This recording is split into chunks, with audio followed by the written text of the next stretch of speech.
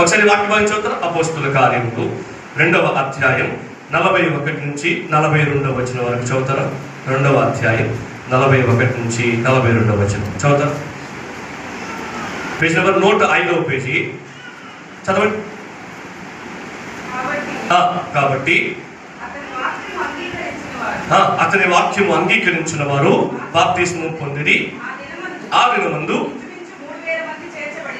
ఇంచుమించు 3,000 మంది చేర్చబడ్డారు. ఇక్కడ మరి దేని గురించి మాట్లాడుతున్నారు? సంఘము అంటే మనుషుల గురించే.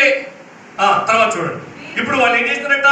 వీరు అపోస్తుల బోధయందు, వీరు అంటే ఎవరు? మనుషులేనా? బిల్డింగ్ కాదు. వీరు అపోస్తుల బోధయందు, సహవాసమందు, రొట్టె విరుచుట యందు, ప్రార్థన చేయుట యందు ఎడతెగక ఉన్నారు. ఎవరు?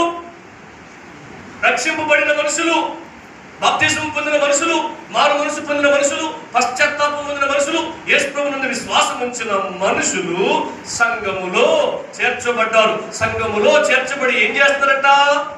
వాక్యం వింటున్నారు, ఎడతెగక వాక్యం వినడంలో ఉన్నారు, ప్రార్థన చేసుకోవడంలో ఎడతెగక ఉన్నారు. బట్